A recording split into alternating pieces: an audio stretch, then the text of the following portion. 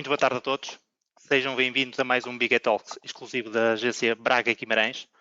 O meu nome é Joel Abelhas e sou o coordenador do Cluster de Minho na área de Personal Wealth Management. Em nome de toda a equipa que está aqui presente, agradeço a vossa presença e interesse em assistir a mais um evento online promovido pelo BIG. Esta sessão será conduzida pelo ilustre João Lampreia, já conhecido por muitos de vós, e que irá abordar vários temas relacionados com a evolução dos mercados financeiros em 2021. Em particular, as oportunidades e os riscos que realçamos no início deste ano e a nossa perspectiva dos mesmos para os próximos meses.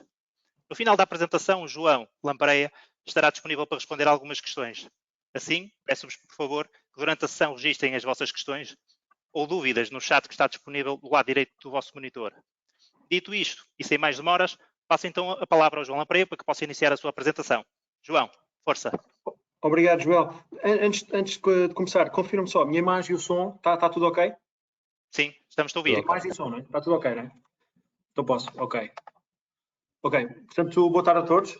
Conforme o Joel já apresentou, o tema que me traz aqui nesta apresentação que eu tenho convosco é exatamente recapitular como é que nós tínhamos, projetado o ano 2021 e, de facto, do ponto de vista macro e do ponto de vista de mercados, e o que é que aconteceu ao longo destes já cerca de 10 meses, e com isto já projetar o final do ano e também a entrada de 2022, uma vez que grande parte dos temas que eu agora vou abordar do ponto de vista tático de mercado, alguns deles poderão, obviamente, recentrar-se para 2022.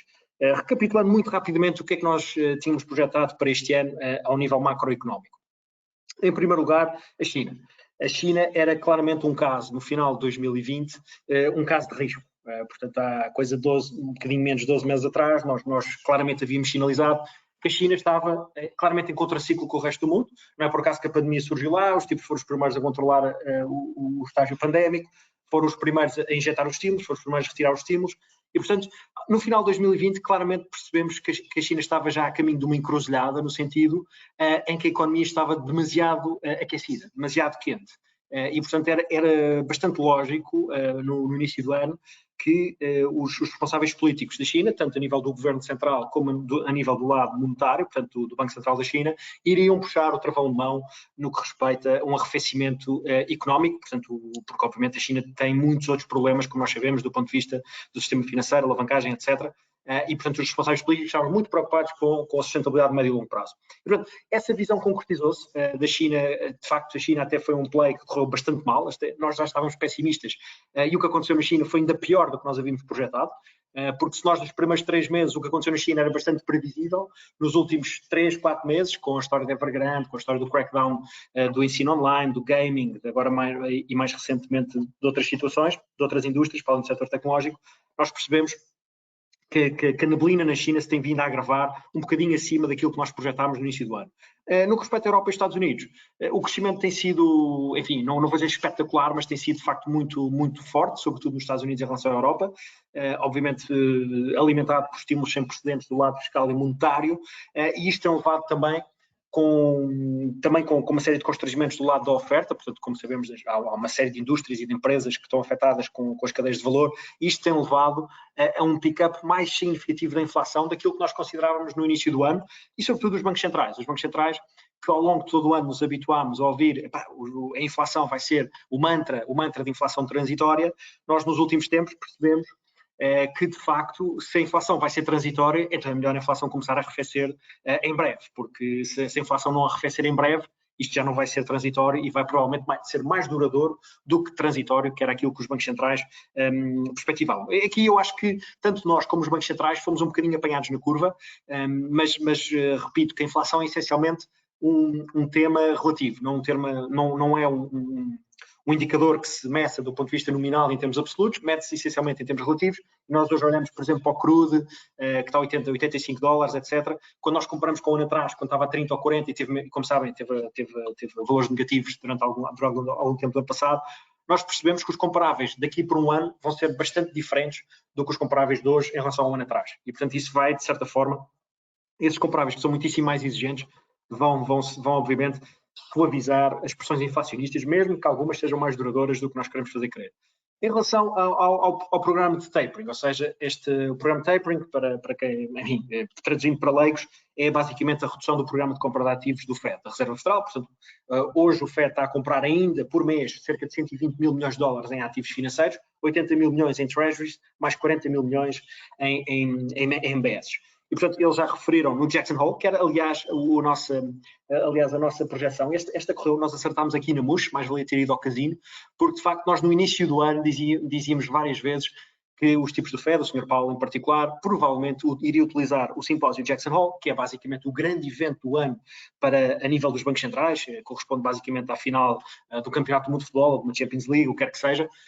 Eu diria que o simpósio Jackson Hole este ano foi provavelmente a data mais importante de todo o ano 2021. Portanto, se há um dia em que eu acho que é um dia fulcral em 2021, é provavelmente o dia 28 de agosto deste ano, em que o Sr. Powell confirmou o processo de tapering pelo FED. E isto era bastante, quanto a nós, era previsível, não era, e era um bocadinho contra consensos, porque nós achávamos que cerca de 8, 9 meses dentro de 2021, portanto agosto, setembro, já haveria pressão suficiente do ponto de vista de inflação e pressão suficiente de bolhas especulativas que obrigariam o FED a reverter os estímulos que obviamente foram introduzidos há cerca de 2 anos atrás, ou um bocadinho menos de 2 anos atrás.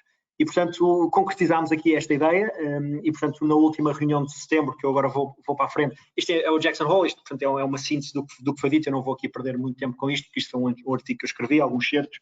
Eu repito só para cristalizar a questão do Jackson Hole, o Sr. Powell, ano passado, também no mesmo Jackson Hole, referiu a importância de rever o target do FED, nomeadamente da inflação média, ou seja, reviram o mandato do FED, numa consistência em que o FED iria, de certa forma, a procurar um target de inflação média à volta de 2%, mas iria permitir, numa fase inicial, um overshoot.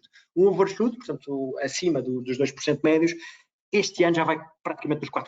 Portanto, é um overshoot bastante pronunciado em 2021, sendo que para 2022 já vamos ter um nível de inflação entre os 2% e 2,5%. Mas, enfim, tivemos este discurso do Sr. Powell ano passado, que foi bastante importante, tal como foi este ano, quando anunciou o início do programa de tapering. Em 2013, eu recordo que foi ali também que o Sr. Powell, aliás, que o Sr. Bernanke, no Wyoming, concretizou o tapering de 2013, portanto, da mesma forma que foi concretizado o tapering em 2013, foi no mesmo sítio concretizado o tapering em 2021, e foi também em 2002, no simpósio Jackson Hole, que Alan Greenspan teve uma das suas intervenções mais emblemáticas perante a economia e mercados, perante os investidores, no Jackson Hole 2002, em que basicamente ele falou muito da flexibilidade estrutural dos bancos centrais, sendo que não compete aos bancos centrais conter ou limitar o fenómeno, o surgimento de bolhas especulativas, compete essencialmente ao FED limitar o downturn, portanto a desaceleração ou a recessão económica pronunciada que advém de bolhas especulativas, mas não compete ao FED dirigir, inverter, acabar com bolhas especulativas que possam eventualmente formar-se em determinados nichos de mercado. Isto o Greenspan referiu em 2002, um discurso relativamente parecido com o que Powell também havia feito em 2018. E, portanto, se nós olharmos para trás, nas últimas crises deste século, nós percebemos que, eu vou falar um bocadinho disso mais para a frente, esta ainda é a projeção do FED desta última reunião de setembro, já depois do Jackson Hole. Reparem como o FED já reviu em baixo as metas de crescimento económico de 7 para 5,9 este ano e a inflação reviu para cima, de 3,4 para 4,2. Portanto, é muito interessante porque nós estamos aqui num fino equilíbrio. Se voltaremos num cenário pós-pandemia, num eventual regresso a um normal, que nunca será o normal anterior, mas um novo normal, é muito interessante perceber se este novo normal será um regresso à estagnação secular que nós tivemos nos últimos 10 anos, em que basicamente não tivemos crescimento e as taxas não foram para lado nenhum, ou poderemos ter eventualmente um cenário não de estagnação secular, mas um cenário de estagflação, ou seja, ter baixo crescimento e ter inflação. E, portanto, os comboios estão todos muito assustados com os níveis de inflação que estão a surgir, portanto, nos Estados Unidos e também na Europa. Por exemplo, aqui o gráfico de baixo está relacionado muito com os PPIs, ou seja, é o índice de preço do produtor. Nós estamos a ver que as empresas e indústrias estão a ter custos absurdos para suportar a sua atividade normal e não estão a ser passados para os consumidores. mas de facto, enfim, de forma transversal, mas de facto isto vai, obviamente, penalizar bastante as margens das empresas nos próximos trimestres, no próximo ano, provavelmente, vai ser um handicap, portanto, um travão ao cenário de normalização económica no próximo ano. Mas se olharmos para as estimativas do Fed para a inflação, já vemos 2022 como uma lógica de 2,2%. Eu acho que provavelmente o Fed está aqui a ser um bocadinho benigno. Eu creio que a inflação estará confortavelmente acima de 2,5% no próximo ano nos Estados Unidos. E, portanto, isto é bastante importante. Se nós olharmos aqui para alguns indicadores nos Estados Unidos, a inflação tem vindo a estabilizar, porque claramente, se há uma coisa que neste momento preocupa o Fed, tem a ver com a inflação. Eu lembro-me que na altura dos Jackson Hole, quando eles reviram o problema do dot plot, a questão do dot plot, os tipos anunciaram que são 18 pessoas dentro do comitê do Fed, 15 dos 18, ou 14 dos 18, entre 14 ou 15 dos 18 estavam seriamente muito preocupados com os riscos de inflação. Isto nunca se verificou, ou seja, eu já trabalho em mercados financeiros desde, não me quero enganar, desde 2002, 2003, exatamente, quando entrei no Barclays, e de facto eu não me recordo em nenhum momento os responsáveis dos bancos centrais tão preocupados com a inflação como estamos a ver nesta fase. E este dot plot, para quem não percebe, dot plot, que é o gráfico de cima, é um gráfico de pontos, como o próprio nome sugere, um gráfico de pontos que tenta sintetizar as projeções para a taxa diretora do Fed ao longo dos próximos anos e no longo prazo. E, portanto, o que nós podemos ver aqui é que a taxa de equilíbrio que o Fed acaba por projetar para a economia americana é de 2,5%. Portanto, significa que num processo de normalização monetária, ou seja, subida de taxas, no final do ciclo de subida de taxas, as taxas devem estar nos 2,5%. Portanto, a partir de 2024 já poderemos ter as taxas a 1,75%. E a partir de 2025 acima de 2%. O mercado não acredita nisto, porque isto de facto é uma subida muito agressiva, porque o que o mercado estava a pricing no início deste ano era eventualmente uma subida em 2023, O que o mercado está a pricing foi com este stress a nível de inflação e com a normalização pandémica e com a recuperação eventualmente mais forte nesta fase, mas sobretudo com a problemática das bolhas especulativas que nós estamos a ver um pouco por todo o lado, e a questão da inflação, que estão obviamente interligadas, é muito interessante que as expectativas do mercado basicamente anteciparam um ano. Portanto, hoje, a expectativa do mercado é que já haja subida de taxas no próximo ano, no segundo semestre do próximo ano, eventualmente no último trimestre do próximo ano, e em 2023 e em 2024, o Fed está a prever 3 subidas de taxas para cada ano, o que levaria as taxas de Fed Funds para 1,75 no final de 2024 e os tais 2,5, como eu falei, de taxa de equilíbrio de longo prazo, o que é um valor absolutamente elevadíssimo. Quer dizer, ninguém acredita, o próprio mercado, como vocês veem no gráfico do lado direito, o mercado está a pricing não os 2,5 de taxa de equilíbrio, mas cerca de 1,5, 1,75. Porque se de facto nós estamos aqui a ver uma luta entre dois punhos, não é? Com um lado é a inflação transitória e outro lado são as perspectivas inflacionistas muito mais duradouras, e portanto isto pelo discurso mete-se pela mão de veludo de Powell, que é muito suave, mantra de inflação transitória, ou então aquele punho de ferro aqui do dot plot, que nos diz, taxas a 2,5, nós vamos ter uma inflação tremenda nos próximos anos para as taxas chegarem a 2,5 em 2, 3 anos, porque obviamente teríamos de ter uma pressão enorme a nível de preços. E portanto temos aqui esta luta. Se de facto este mapa dot plot tem razão, então cuidado, tenham cuidado, muito cuidado. Sobretudo com todos aqueles ativos que estão muito sensíveis a taxa de juros, como é o caso do setor tecnológico e bond proxies, mas eu creio que a mão de veludo do Sr. Powell, que nós nos habituámos a ouvir ao longo destes 9, 10 meses durante o ano, eu creio que vai prevalecer sobre o dot plot. Pelo menos o mercado não acredita que o Fed sequer consiga replicar o que eles disseram recentemente na última reunião de setembro. Agora, o que eles fizeram muito bem, o Fed foi, basicamente, ao longo deste ano, separar a questão do programa de tapering, ou seja, da redução de compra de ativos, com a questão do início do ciclo de subida de taxas de juros. E, portanto, eles fizeram muito bem, algo que em 2013 falharam completamente.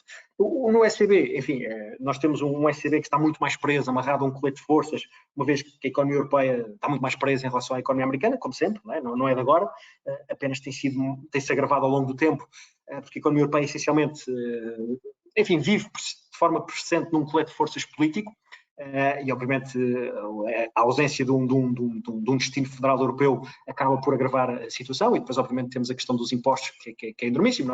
Nós, como sabemos, somos o pior país do ponto de vista de fiscalidade de carga fiscal na Europa, mas de facto toda a Europa tem problemas de competitividade profundas em relação aos Estados Unidos, e portanto vamos ter um problema se a inflação se popular tão forte como se revelou nos Estados Unidos e como se está a revelar, até porque a Europa, como sabemos, e nós estamos a vê-lo perfeitamente agora já nos últimos 2 meses, com a questão do gás natural e a dependência energética da Europa em relação à Rússia, fornecimento de gás da Rússia, e portanto nós corremos o risco da inflação explodir na Europa e o Banco Central Europeu não ter qualquer arma para eventualmente conter essa subida. E é por isso também que o euro tem vindo a estar um pouco pressionado.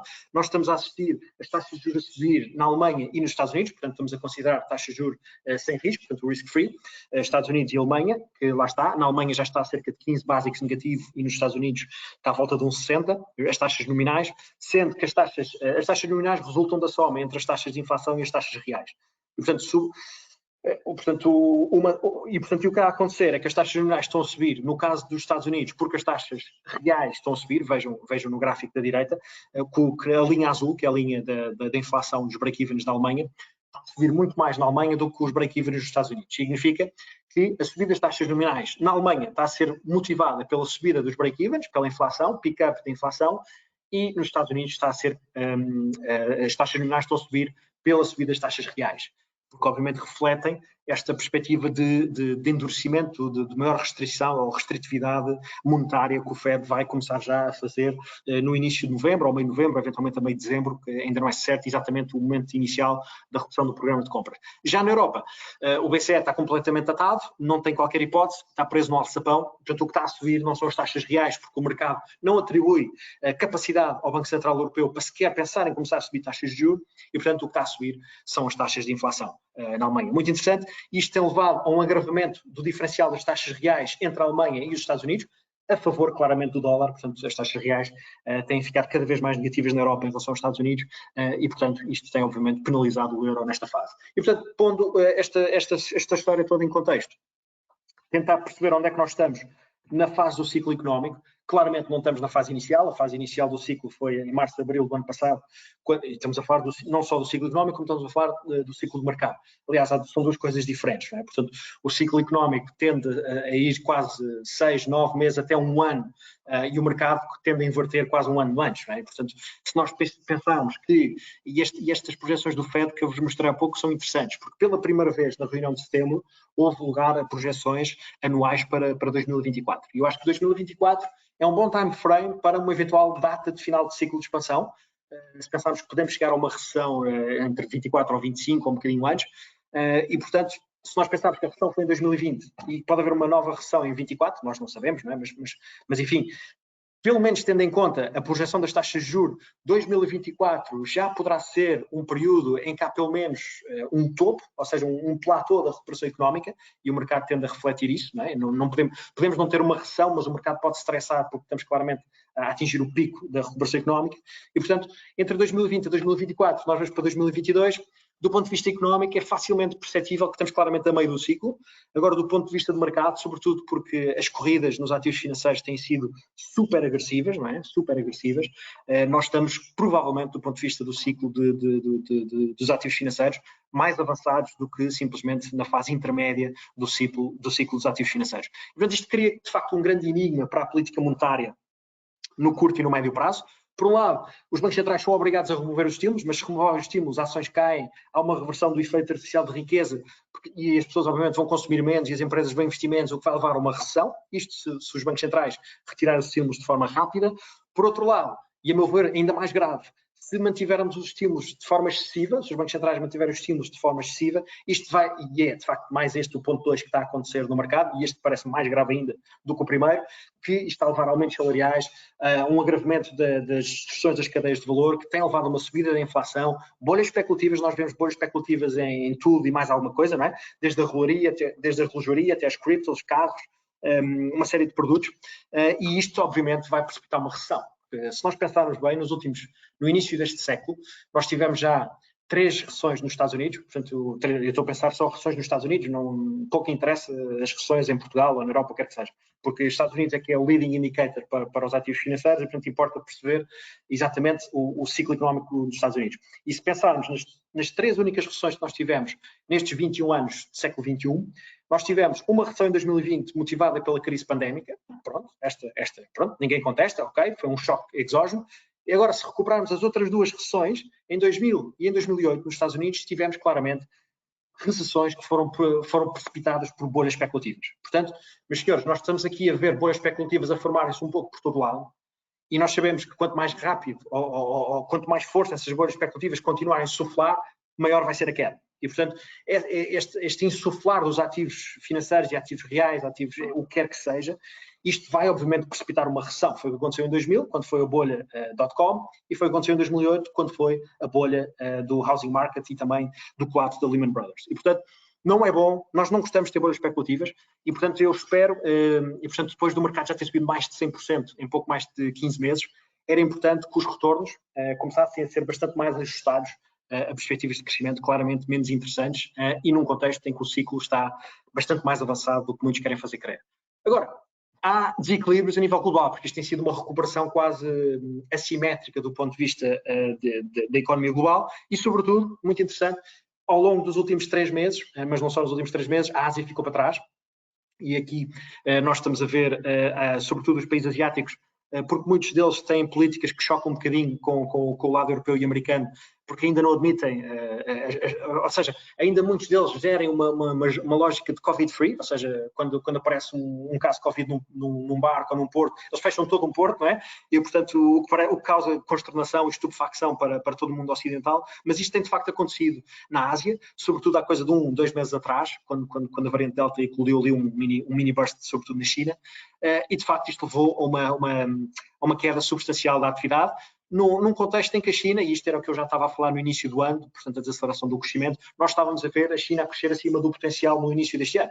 E, portanto, num contexto em que tivemos Biden a vencer a Casa Branca e com algum, enfim, com os democratas ainda para mais, com maioria no Senado e na Câmara dos Representantes, e com Biden a ser uma pessoa muito mais polida, bastante mais consensual do ponto de vista de política externa, nós percebemos que os parceiros tradicionais norte-americanos, seja a União Europeia, mas sobretudo os parceiros no eixo Pacífico, e estou a pensar, por exemplo, na Austrália, na Coreia do Sul, no Japão, na própria Índia, os membros do Quad, digamos assim, estão muito mais alinhados com a política de Biden, porque todos estes países estão muito interessados em conter a ascendência geoestratégica da China na região.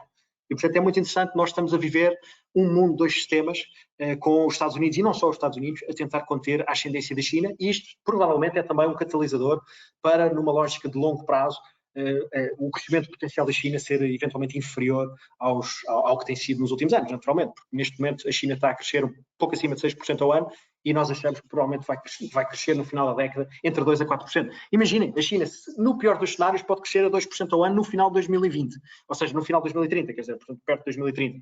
2%, só para pôr em consideração, 2% enfim, é uma taxa de crescimento que é compatível eventualmente com a economia portuguesa. Portanto, imaginem o que é que seria a economia chinesa daqui a 10 anos estar a crescer ao nível da economia portuguesa. O mundo não está preparado para isto. O que nós estamos a ver, também não estou a dizer que isso vai acontecer, eu acho que provavelmente vamos estar a crescer na China mais perto dos 4%, portanto, mais entre os 2% e os 6%, será mais perto dos 4%. O que nós estamos a ver na China é, de facto, uma desaceleração muito pronunciada de alguns indicadores macro-agregados, e nós estamos a ver isso, por exemplo, no indicador compósito que mede o surprise, ou seja, o indicador compósito macro-agregado, se está a furar as expectativas para cima ou se está em baixa, e nós, de facto, nós vemos os indicadores agregados a furar em baixa as expectativas, e temos os índices compósitos de serviço e de manufatura também a quebrar valores de suporte relevantes. E, portanto, temos até o PMI dos serviços a furar em baixo o PMI de manufatura. Isso é muito interessante, porque o ano passado o PMI de serviços na China esteve acima do PMI de manufatura, o que foi algo, enfim, histórico, porque o PMI de serviços, por exemplo, na Europa e nos Estados Unidos, esteve sempre muito abaixo do PMI de manufatura, porque os serviços foram mais penalizados no contexto pandémico ano passado na Europa e nos Estados Unidos, e isto não se verificou na China, porque eles tiveram a pandemia muito mais controlada o ano passado. Este ano, não só pelo atraso vacinal, como sobretudo pelo impacto da nova variante, a China tem tido mais dificuldades em conseguir os tais Covid-free que nós falámos há bocadinho. Tivemos agora, recentemente, hoje ainda, o último report, portanto, o último relatório do GDP trimestral, que ficou ligeiramente abaixo das expectativas, 4,9%, salvo erro, portanto, do terceiro trimestre, e era esperado um crescimento de 5% no terceiro trimestre. Portanto, é já revelador desta fragilidade dos indicadores que nós vínhamos aqui a apontar. E o que é que vai acontecer? A nosso ver, o que é que pode acontecer? Não quer dizer que vai acontecer, porque tudo isto é de algum ramo de incerteza, não é? Portanto, nós estamos a tentar, de certa forma, a projetar quais é que são os cenários centrais que podem acontecer no futuro, mas corremos aqui algum risco de estar enganado. Qual é que é o maior risco de estarmos enganados? Vou já dizer. Mas o que é que eu acho que pode acontecer? Portanto, os tipos na China, como eu vos disse, puxaram o travão com muita força no início do ano. Portanto, a economia partiu-se toda, os ativos financeiros partiram-se todos, e em cima disto ainda foram em cima de algumas indústrias e alguns setores e carregar todo o crackdown regulatório. Portanto, carregar do ponto de vista de enquadramentos regulatórios, e foram bastante nocivos, seja para a questão do gaming, da tecnologia e do ensino online, como nós falámos há bocadinho. Agora, já fizeram aqui tanto barulho e tanto ruído e tanto dano à economia chinesa, e até do ponto de vista de flows de investimento externo, que nesta fase nós começamos a ver aqui o pó a começar a assentar.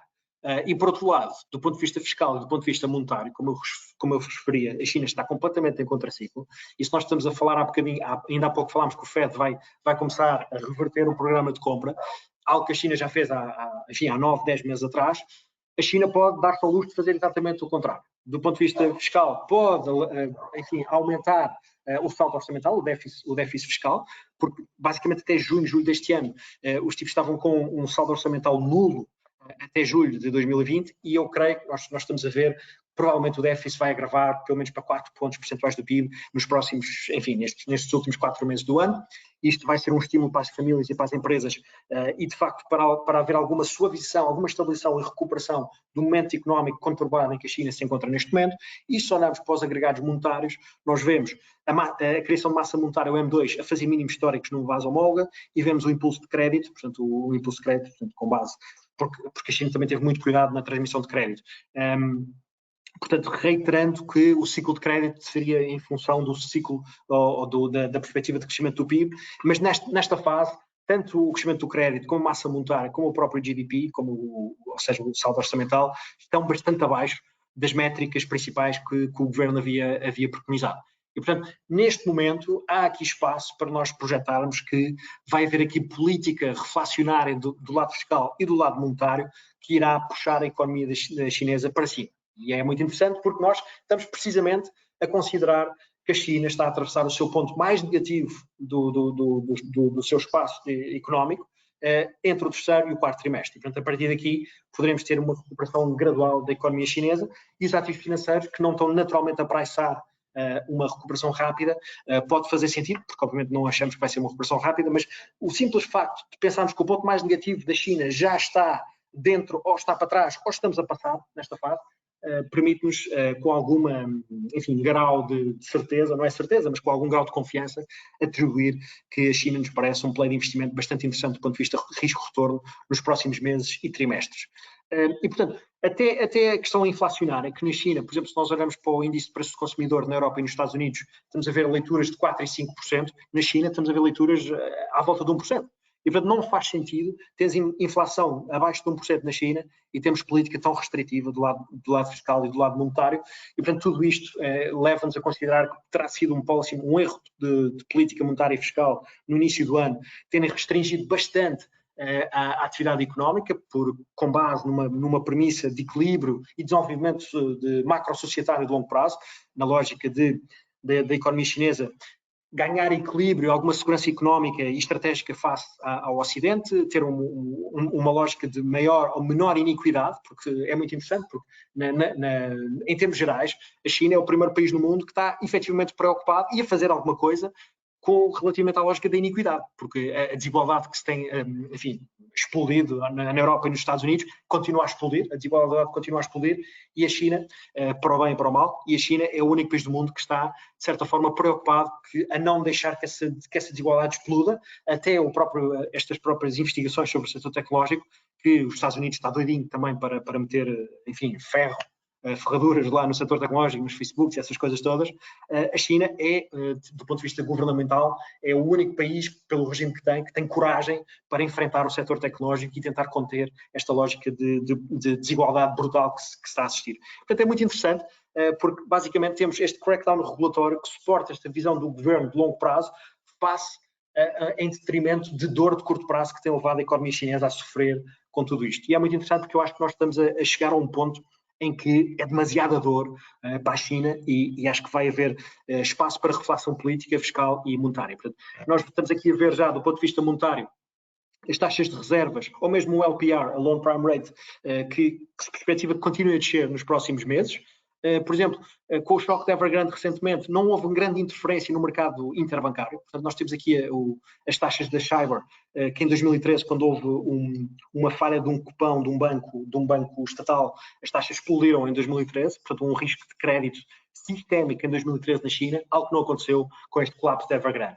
Na realidade, Evergrande, que foi, enfim, um dos grandes propulsores para este stress, para esta última onda de stress na China, Evergrande já está a transacionar em níveis de default a 30% do par das obrigações já há mais de 3 meses. Portanto, a Evergrande está falida hoje, como está falida há 3 meses, e já está falida quase no início do ano, e já toda a gente sabia, não é? Portanto, não é propriamente uma grande surpresa, o equity, as ações vão, enfim, estoicamente a caminho de zero, as ações vão valer obviamente zero, vão ter um default assistido.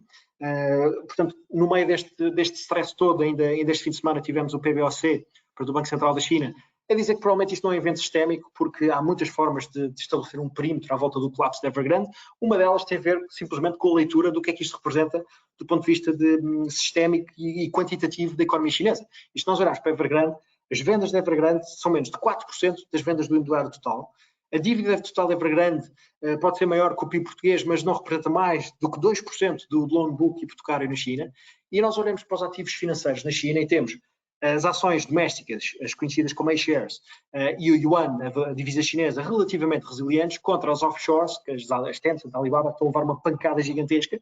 A mesma lógica com o decoupling entre o investment grade, as obrigações investment grade e as obrigações do high yield. E, portanto, é muito interessante vermos que o high yield está em grande stress e o investment grade está estável. Portanto, esta desincronização dos próprios ativos chineses quer-nos fazer crer que esta situação da Evergrande não é tão sistémica quanto isso, é mais temática, e até a questão do bolha imobiliária da China, se nós colocarmos em perspectiva a bolha imobiliária do Japão há 30 anos atrás, com a bolha imobiliária da China hoje, nós percebemos que o excesso de construção no Japão é quase 2 a 3 vezes maior há 30 anos atrás do que é hoje a China. Portanto, é muito interessante verificar isto em condições normais. E, portanto, nós estamos aqui num género de anoitecer de recuperação económica, portanto, o sol está-se a pôr, as condições espetaculares que nós vivemos nos últimos 2 anos para os ativos financeiros florescerem e terem subido 100% em 15, 18 meses. Essas condições, esta bebedeira de dinheiro fácil e dinheiro barato vai acabar e, portanto, é muito natural que o risco-retorno daqui para a frente seja bastante menos interessante e os retornos vão, obviamente, ajustar e vão estar bastante mais ancorados com limites mais lógicos, não é? Portanto, porque um retorno expectável e um retorno positivo ao ano é um retorno entre 5% a 7% year to date, ao ano. Portanto, retornos de 50%, 70%, 80% não é expectável, não se pode replicar, como é óbvio, não é? E, portanto, nós vamos ter, provavelmente ao longo de 2020, ao longo de todos os anos da década que nós temos agora, nós vamos ter retornos bastante mais baixos do que nós estivemos habituados nos últimos, não só no ano passado, sobretudo no ano passado, mas também nos últimos 10. E, portanto, temos ainda os bolsos dos consumidores cheios como nunca tiveram, e temos política fiscal a compensar a restrição da política monetária, mas acho que temos aqui estas perspectivas florengas, digamos assim, já estão muito incorporadas nos ativos financeiros como um todo. E agora, passando este cenário todo macro, vamos para o cenário de mercado e onde é que nós vemos valor nesta fase. Começamos pelas taxas de juros, porque as taxas de juros são essenciais. Não é? Portanto, ainda há bocadinho eu estava a falar do dot plot do Fed e as taxas de juros poderiam ir para 2,5 de um cenário de neutral para a política monetária do Fed. Enfim, imagine-se o que é que seria as taxas de irem para 2,5, o que é que isto poderia fazer ao setor tecnológico. Não é? Portanto, não é por acaso que há 3 semanas atrás tínhamos o Nasdaq mais perto dos 14 mil pontos do que dos 15 mil pontos. Não é? Porque nós todos lembramos quando as taxas fizeram 1,70 em março, o Nasdaq fez 13.500 pontos. Portanto, sempre que há subidas agressivas das taxas de juros, tudo o que é muito sensível a taxas de juros, como é o caso ou de bond proxies, como telecoms, utilities, etc., ou o próprio setor tecnológico, que vive na premissa de uma estagnação secular e, portanto, as margens crescem porque as taxas não sobem e porque tem um modelo de negócio que o permite crescer. Portanto, o setor tecnológico vai ter aqui alguns problemas se as taxas continuarem a subir. Nesta fase, eu lembro quando comecei a fazer este exercício das taxas de juros, as taxas de juros estavam quase a 1,20, 1,30, e portanto é muito interessante. E havia uma grande discrepância dos cenários para onde é que elas podiam ir. E nós definimos, aliás, nós no início do ano tínhamos uma projeção de 1,50 a 1,70 para as taxas de juros no final de dezembro, neste momento a 1,60, portanto estão bem dentro do range que nós tínhamos definido, mas de facto estes 4 elementos, a questão da variante delta, a questão da desaceleração económica, a questão da emissão de dívida do Tesouro Americano, que tem sido bastante menos agressivo este ano do que o ano passado, porque obviamente o governo americano, no ano passado, o Tesouro, financiou o déficit do governo para fazer face ao impacto de Covid de forma astronómica, algo que não tem qualquer possibilidade de replicação este ano. E temos também este impacto da China, desta desaceleração bastante significativa da China, sobretudo na procura agregada a ser muito penalizada, ou seja, bastante deflacionário do ponto de vista da procura agregada. Isto é muito interessante. Muito interessante, porque temos taxas de juros que estão dentro deste patamar que nós havíamos definido. Muito interessante. Portanto, bonds para os Estados Unidos, nós achamos que vão ficar provavelmente neste range, 1,50 a 1,70. Provavelmente até final do ano há aqui alguma pressão para elas irem mais próximo do nível superior e, portanto, obviamente, se forem para os 1,70, como eu falei há bocadinho, nós podemos ter alguns problemas, sobretudo no setor tecnológico, como eu vos referi, em março as taxas estiveram 70, o Nasdaq estava a 3,5. Portanto, isto não depende só do nível em que as taxas de juros chegam, se é 1,5 ou 1,70, depende também da velocidade. Imaginem que as taxas de juros vão de 1,60 para 1,80 no espaço de uma semana ou duas. Aí, obviamente, vai haver algum stress sobre tudo o que é sensível a taxas de juros, nomeadamente o Nasdaq. Em relação ao mercado de ações, nós estávamos a projetar ganhos entre os 13% e os 19% este ano, portanto, é a chamada sigla inglesa low teen, high teen, e na realidade é isto que nós estamos a obter. Portanto, os retornos de duplo dígito, mas de duplo dígito significativo que nós estamos a ter este ano, estavam mais ou menos dentro da nossa expectativa e não tem havido ou seja, os temas que estão subjacentes, é muito interessante que todos eles estão a performar razoavelmente bem. Por exemplo, se nós olhamos para as small caps, elas estão a subir 12% desde o início do ano, o Nasdaq está a subir 14% ou 15% desde o início do ano, o S&P está a subir 16% ou 17%, o Russell 1000 Value está a subir 18% ou 19%. Enfim, está tudo a subir mais ou menos dentro deste range, não há claramente um tema a subir muito mais que os outros. Obviamente a China ficou para trás, os emergentes ficaram para trás, etc. Mas no mundo desenvolvido está tudo mais ou menos dentro deste range, até os índices na Europa estão muito alinhados com o que o S&P e o próprio Nasdaq têm vindo a fazer. Portanto, tivemos basicamente o mercado a dobrar, a mais que dobrar, e o S&P neste momento perto dos 4.500 pontos, depois dos mínimos de 2.200 em março do ano passado. Nós percebemos que nunca o mercado recuperou tão rápido, portanto, pouco mais de 500 dias, e se nós olharmos, por exemplo, os últimos 30 anos, nós sabemos que, olhando para o retorno até setembro, nós tivemos retornos muito grandes e, de facto, em todos estes anos, nestes 4, 5 anos que foram alvo de análise, o mercado, que esteve muito forte até setembro, na realidade, continua a subir até final do ano. Portanto, eu com isto não estou a dizer que o mercado vai necessariamente cair, eventualmente pode estabilizar, mas eu acho que temos aqui algumas perspectivas, pelos acrónimos do TINA, que não há alternativa, pelo FOMO, que é o Fear of Missing Out, né? O medo de perder a subida, e esta história do Nirvana de comprar as quedas. Né? Portanto, há sempre um grande posicionamento dos investidores para comprar as quedas e de facto nós já vimos nas últimas semanas os investidores entraram bastante depois no stress do Nasdaq e das taxas de juros. Se olharmos estritamente para as taxas de juros, porque eu acho que as taxas de juros é absolutamente crítico, não há forma de pensar no mercado financeiro, no mercado de ações em particular, se não pensarmos primeiro nas taxas de juros, não percebemos onde é que nós estamos no ciclo económico e onde é que nós estamos no ciclo de crédito das taxas de juros, quer dizer, então não faz sentido, não podemos estar aqui a investir em ações portuguesas e não perceber onde é que está o ciclo de taxas de juros do FED. Isso não faz sentido absolutamente nenhum. E, portanto, o que faz sentido, essencialmente, é investir em ações num quadro de reflexão sobre o qual se encontra o ciclo de taxas de juros. Onde é que se encontra o ciclo de taxas de juros? Eu já falei várias vezes sobre as taxas de juros, mas, sobretudo, se compararmos com o passado, portanto, eu agora já projetei as taxas de juros, as 2,5, numa taxa de equilíbrio até 2024, ou mais para a frente, 2025, mas se olharmos com o passado, como é que estavam as taxas de juros e como é que estava o mercado de ações a portar-se? Por exemplo, nós consideramos 2021 um ano praticamente igual ao 2013, digamos assim, em que o FED anunciou a redução do programa de compra em 2013 e que depois começou em 2014 a fazê-lo.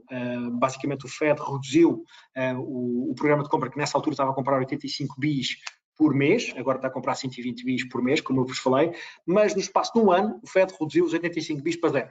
O que agora nós vamos ter é o FED reduzido de 120 para zero em 6 meses. É muito interessante. Vão ser bastante mais agressivos a tentar retirar a liquidez que vendia no sistema, porque os excessos hoje são muito mais significativos do que os excessos de 2013. E os riscos de inflação estão muito mais presentes hoje do que estavam em 2013. Não obstante, o mercado de ações hoje que está a transacionar a 22 vezes os lucros, portanto é um múltiplo de avaliação relativamente dispendioso.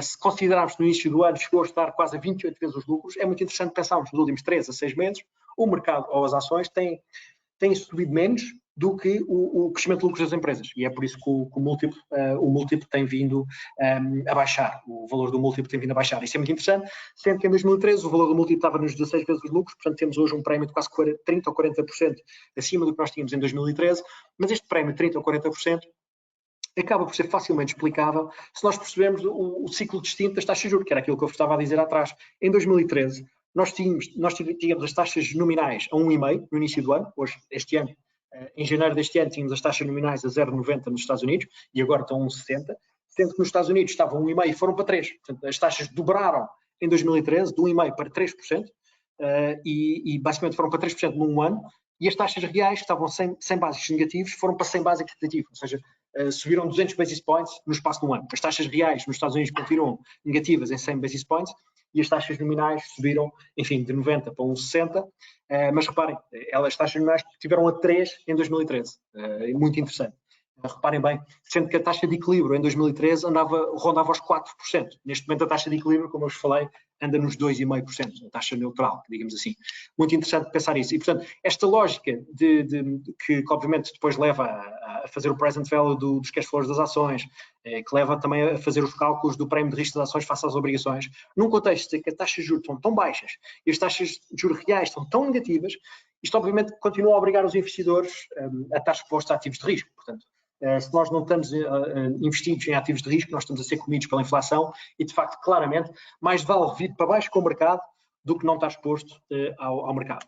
Isto é claramente, ou seja, é tudo uma questão de timing market e não market timing. Isto, claramente, o ano passado foi bastante elucidativo para esta perspectiva. E, portanto, o próprio setor tecnológico hoje representa 30% dos lucros, sendo que 30% dos índices agregados norte-americanos. É fácil perceber porque é que os múltiplos são mais altos, não é? Porque se temos basicamente o setor tecnológico que é tem o dobro do peso do que tinha há meia dúzia de anos atrás, naturalmente, com estas empresas a ter múltiplos de avaliação muitíssimo mais altos, é natural que haja um prémio implícito nos índices compósitos como um todo. E, portanto, é o que eu vos estava a dizer, para repisar o tema, é preferível pagar o risco de pagar o topo que nós estamos a ver agora, não é?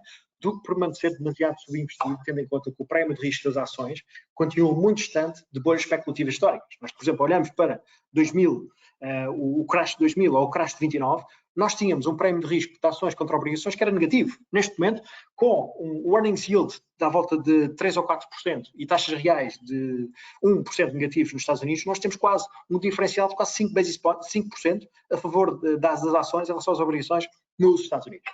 O que, portanto, claramente isto invalida a noção de um choque, de um risco iminente ou de um colapso de mercado.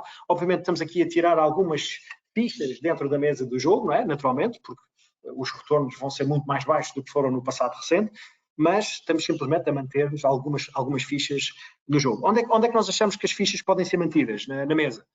Basicamente, nós temos neste momento ainda alguma convicção nos temas value e cíclicos em relação aos temas de crescimento e defensivos, porque basicamente, se nós olharmos para a linha a branco, nós percebemos que quando a linha desce é um período em que a tecnologia cai em relação ao resto do mercado, e quando a linha branca sobe, é um período em que a tecnologia sobe em relação ao resto do mercado. E nós neste momento tivemos uma subida de tecnologia que eu acho que vai começar a fazer algum platô.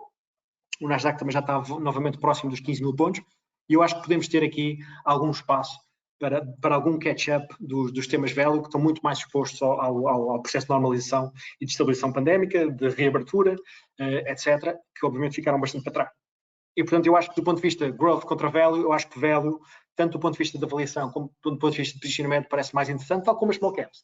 As small caps é um tema que nós não gostávamos particularmente no início deste ano. Adorávamos as small caps no ano passado. Eu ainda me lembro de escrever um artigo em maio de 2020, portanto, vejam bem, tinha passado pouco mais de 3 meses quando tudo fechou, quando o Covid rebentou, não é? Considerando que vem em fevereiro, março na Europa. E, portanto, eu em maio, junho do ano passado, já estava a tentar sair de tecnologia e a fazer o call de small caps nos Estados Unidos, que a Russell 2000 fez mais de 100% no espaço de 9 meses. Portanto, o Nasdaq demorou mais tempo a fazer os 100% do que o Russell 2000 e achava que este ano o Russell 2000 ia ficar para trás, como de facto ficou. A questão é que no setor tecnológico, as large caps fizeram um catch-up grande no setor tecnológico contra o value. O growth contra o value fez um catch-up grande, mas nas small caps o growth está morto. O growth nas small caps ficou, como veio no gráfico de cima, que é a linha a branco, não recuperou face às outras. E eu acho que há algum espaço, tendo em conta que o Russell 2000, que é muito exposto ao ciclo económico, é um índice que é muito exposto ao ciclo económico, com esta história da estabilização pandémica e de reabertura, e num contexto em que, do ponto de vista de dispersão de preços, o Russell 2000 está, contra o Nasdaq, está a níveis de novembro do ano passado, que foi basicamente, a data foi 9 de novembro, que que foi anunciada o anúncio da vacina da Pfizer. Portanto, nós estamos basicamente, o Russell 2000 contra o Nasdaq está exatamente a esses níveis.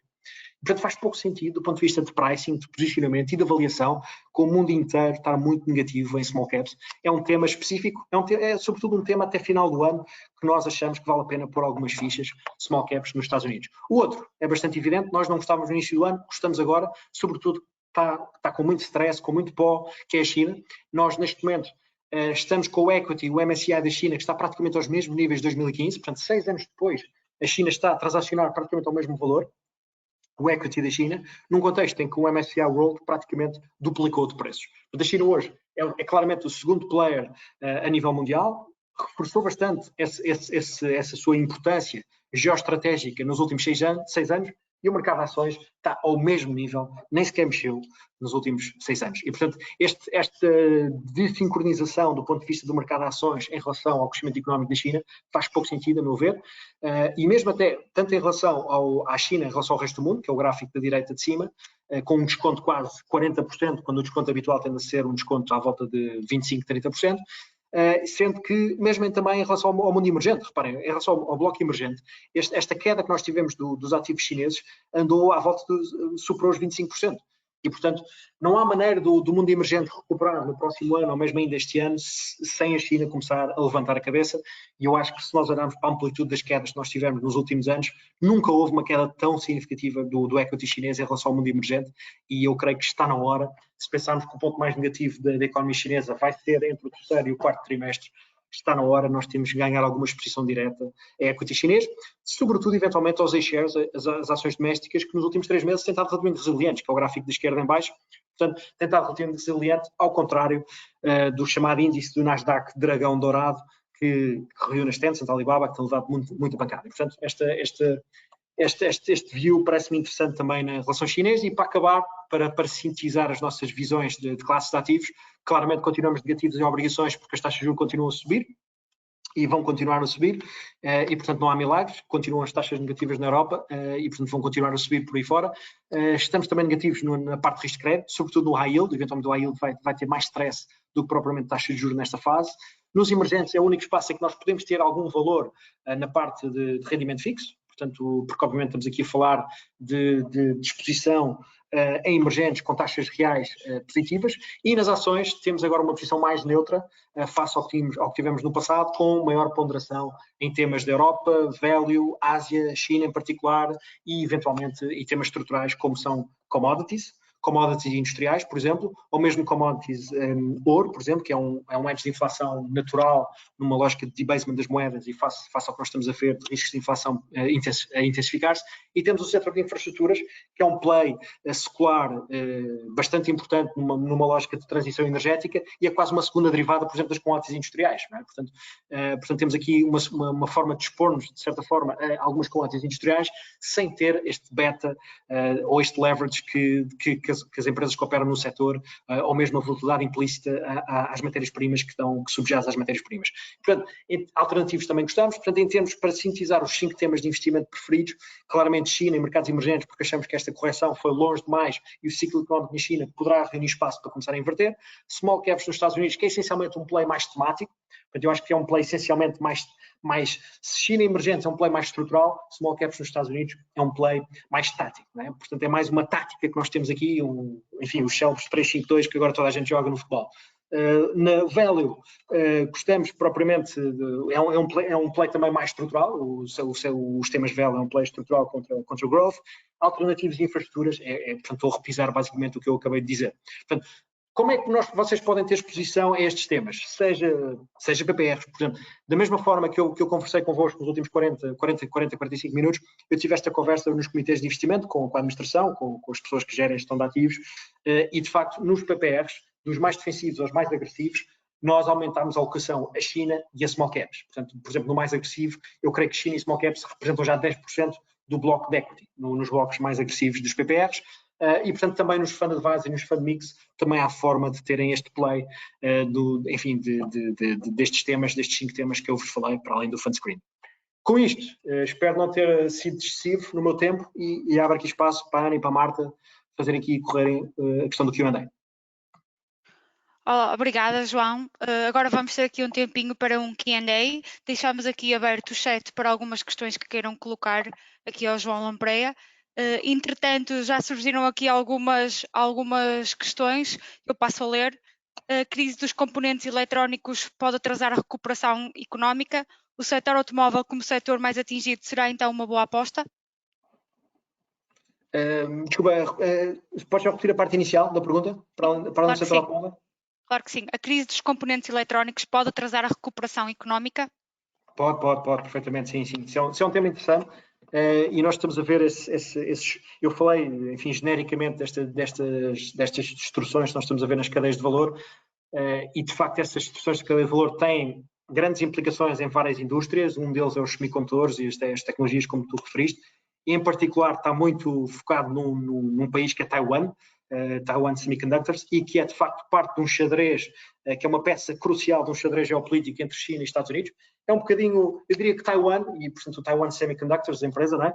Taiwan entra para 2022 um bocadinho como Pearl Harbor estava na Segunda Guerra Mundial. Taiwan é uma peça crucial. Como é que pode desenrolar-se esta intensificação dos riscos das cadeias de valor ou uma certa suavização dos riscos das cadeias de valor. Acho que isto se vai continuar a refletir numa data de indústrias, uma delas em particular é o setor automóvel, como tu referiste. Acho que há aqui alguns passos, sendo que há alguns, mas enfim, o setor automóvel pode ser interessante, não só por via disso, mas também pela questão da transição energética, não é? Portanto, ou seja, não é só a questão do shortage de tecnologia como driver principal, vejo essencialmente como play de transição energética. Eu lembro-me de há não muito tempo atrás olhar para as vendas dos car makers mais tradicionais contra Teslas e coisas assim, e é interessante olhar como é que a cota de mercado pode evoluir. Portanto, há aqui, porque do ponto de vista da avaliação, o setor automóvel parece-me relativamente interessante, ou pelo menos para estar de forma justa na fase atual do ciclo. Muito bem, obrigada, João. Temos aqui outra questão. Num cenário de forte correção a nível mundial que se espera dos setores defensivos do Eurostock 600 e do setor da banca europeia? Ok. O Stock 600, Banca Europeia, ok, estamos a falar de equity na Europa, mais tradicional. De facto, a Europa, em primeiro lugar, os índices na Europa são essencialmente, enfim, são plays value e plays cíclicos. Portanto, lá está, tem uma componente grande em tudo o que é exportadoras, financeiras, algumas também utilities e telecoms, não é? Portanto, alguns temas value que eu falei. Portanto, eu acho que financials... portanto, financials pode ser um tema interessante na fase atual do ciclo do ponto de vista da inflação, porque, obviamente, como sabemos, se há um pick-up de taxas de juros, as margens financeiras dos bancos tendem a valorizar por essa via. Eu acho que nós podemos fazer esse play mais via Estados Unidos do que propriamente na Europa, porque há menos riscos ou constrangimentos regulatórios do que a regulação na Europa, que é obviamente muito apertada sobre os bancos europeus, mas mesmo esse deleveraging que foi feito na banca, tanto nos Estados Unidos como na Europa, foi feito. Portanto, o setor financeiro, para ser nu e cru em relação ao setor financeiro, eu acho que é um tema interessante, especificamente, como tese de investimento. Agora, o Stock 600, se houver uma queda mais pronunciada, por exemplo, do S&P, o Stock 600 vem atrás. Não há forma do Stock 600 se aguentar se o S&P cair 10% ou 15%, sendo que 10% ou 15% já é uma queda, a meu ver, relativamente pronunciada face às projeções de recuperação económica, perspectiva de crescimento dos earnings, etc. Mas 10, 15%, no grande esquema das coisas, uma queda de 10, 15% nem é assim muito significativa, tendo em conta que o mercado está 110% acima do que estava há 15 meses atrás. Portanto, mais uma razão, portanto, se o mercado por acaso cair 10, 15%, se nós estamos portanto, nós temos aqui este espectro que é o mais agressivo de posição, não é? Nós estamos a reduzir o nosso espectro de risco, para eventualmente, se o mercado cair 10 ou 15%, aumentar depois o espectro de risco, mantendo-nos investidos nesta fase, porque nós não podemos estar de todo subinvestido. Não podemos, o mercado vai cair, vou estar fora. Não. Isso é a coisa mais estúpida que alguma vez podemos fazer. Muito bem, João. Diz-me uma coisa, relativamente à Evergrande, que é um tema que está em vogue, podemos assistir a um momento Lehman? Ou uma queda vertiginosa dos preços do mercado imobiliário? Não, quer dizer, muita gente tem falado sobre isso, ainda hoje estava a ver um vídeo da Bloomberg que o tipo estava a falar sobre isso, enfim, de uma casa de investimento internacional. Eu acho que de facto não há esse grande risco, porque de facto o risco sistémico não me parece muito pronunciado, tal como o Banco Central da China referiu este fim de semana. Foi a primeira vez, aliás, que os responsáveis políticos tentaram referir nos últimos dias, porque enfim, a crise Evergrande já dura algum tempo, mas pela primeira vez os responsáveis políticos tentaram trazer alguma luz sobre o que é que pode acontecer na questão da Evergrande, e os tipos do Banco Central da China foram bastante claros a referir que não lhes parece ser sistémico, muito alinhado com aqueles números que eu referi, não é? Ser 4% das vendas do imobiliário total, 2% do loan book. Portanto, se olharmos estritamente para os números que a Evergrande representa, não acho que haja dimensão suficiente para ser um momento Lehman, até porque, repara, Lehman quando faliu tinha uma grande interligação entre o mercado imobiliário e o setor financeiro. O facto do setor financeiro da China e o mercado imobiliário ser tão opaco, portanto, mesmo que haja problemas no setor imobiliário, na China, imagina que o setor imobiliário continua a partir, que não é o meu cenário base, mas mesmo que continue, pelo menos partir de forma agressiva, mas mesmo que o setor imobiliário continue a partir de forma agressiva, não vai haver um spillover rápido e direto para o setor financeiro da China, como houve, por exemplo, nos Estados Unidos, porque tudo aquilo é muito opaco. E, de certa forma, essa opacidade do modelo financeiro da China acaba por protegê-los e acaba por suavizar, digamos, as quedas. É um bocadinho essa a minha visão. Isto numa possibilidade do pior cenário ocorrer, que eu não acho que vai ocorrer. Muito bem. E, por exemplo, relativamente a um dos temas do Outlook, era a disrupção nas cadeias de valor, achas que vai ter um impacto, pode ter um impacto grande ou acrescido na recuperação económica? Pode. De facto, nós estamos a olhar, enfim, eu acho que vê-se essencialmente nos custos que estão a ser suportados pelas empresas, pelas indústrias, na subida dos níveis de inflação, nos tempos de entrega, nos custos de entrega, que também têm subido bastante, e eu acho que isto claramente não deverá começar, não devemos começar a ver melhorias significativas, provavelmente até ao final do primeiro ou segundo trimestre do próximo ano. E, portanto, eu estou a ver isto só a melhorar de forma significativa a partir do segundo semestre do próximo ano. Se por acaso nós estamos agora já, enfim, na segunda quinzena de outubro, mas se nós, por exemplo, em julho do ano que vem, tivermos com uma dinâmica parecida com o que estamos a ver agora, então cuidado. Podemos ter aqui um cenário de desaceleração mais pronunciado do que aquilo que tanto os bancos centrais como os principais bancos internacionais estão a projetar, que é um crescimento económico que ronda os 2 e tal por cento. Portanto, basicamente teremos um crescimento que não vai além dos 2% e inflação que pode ir entre os 3 e os 4%. Portanto, entraremos num cenário, claro, de estagflação. Se estas histórias das cadeias de valor não começarem a melhorar nos próximos 2, 3 trimestres. Eu acho que nós estamos a ver já a parte pior, mas ainda não ultrapassámos claramente essa parte pior. Estou mais confiante que a China está a deixar para trás a fase mais negativa e as cadeias de valor ainda estão um bocadinho mais demoradas. Mas eu acho que é uma questão de, enfim, 1, 2 trimestres no máximo. Ok, muito bem. E temos aqui outra pergunta de outro investidor. Se pode perspectivar o curto prazo do setor da fileira da pasta de papel?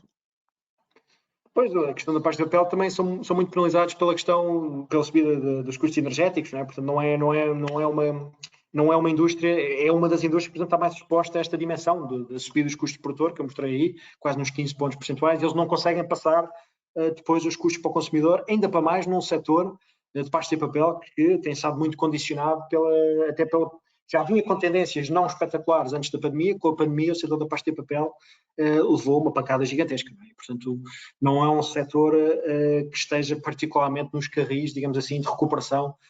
Não é claramente todo uma perspectiva muito positiva que nós temos para esse setor. Muito bem, João. As perguntas ficaram por aqui. Não sei se alguém quer acrescentar alguma coisa, pode fazê-lo aqui através do chat. Se não, vou passar aqui a palavra ao Ricardo. Obrigado, Marta. Obrigada, João.